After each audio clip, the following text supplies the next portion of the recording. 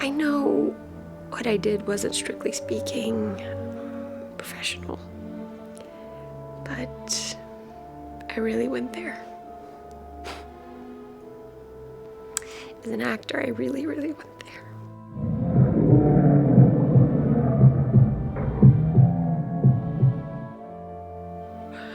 You know, I think what people saw scared them.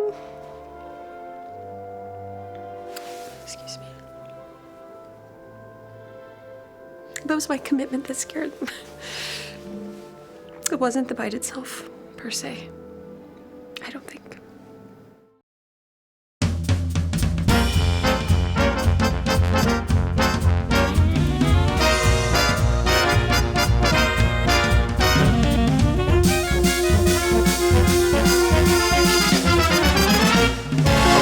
All right, so listen, I just got off the phone with Lila from Actors Equity, who's handling due diligence on the whole bite thing. Good news, you haven't been fired from the production. Bad news, Craig is still undergoing observation for rabies. Here at the Actors Equity Union, we are 100% supportive of risk-taking among actors. And we are committed to safety when actors take risks. But when actors take risks that aren't safe, we just have to get involved and set some boundaries so that the actors can self-protect. But listen, Lila assures me that it's just equity protocol, okay? It's not about you and your teeth. You don't look like you have rabies. Get it out of your head. It is a crisis. And I know where she's at right now. I can picture it. She's at home. She's wrapped in that blanket.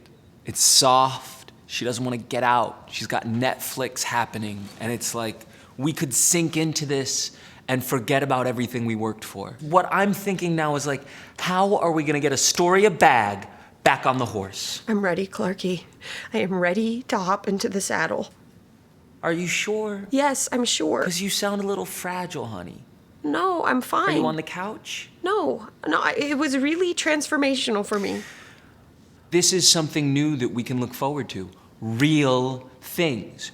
This is what we want. We want to see someone getting bit. Not to the detriment of someone's neck. And she wonders why she doesn't have more of a career, honestly. The trouble with Astoria is that she just doesn't understand the boundaries between real life and her fantasy world. And this little episode right here, it doesn't surprise me. Astoria, I've been so worried about you after reading your mother's posts on Broadway Gossip Trough. What? You better come in and have some champagne. It's a cruel world out there. Maybe that's why I sympathize with Astoria. I've had my own share of persecution, and it's not easy. It's not easy to be a risk taker and to be shamed for that. So you mean my mother was actually posting about me on Broadway Gossip Trough? You know, women, they love a scandal.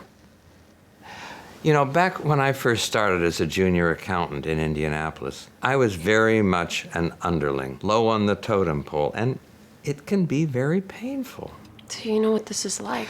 Well, one day, like you, I took a bite out of someone to try to prove myself. Probably bit off more than I could chew. So you actually bit someone? No, Astoria. I took the liberty of reversing the columns in my boss's ledger.